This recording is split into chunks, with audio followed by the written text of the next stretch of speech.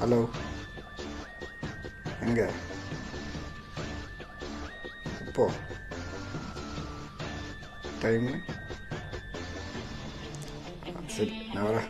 வந்துடுறேன். போக வேண்டிய நேரம் வந்துருச்சு.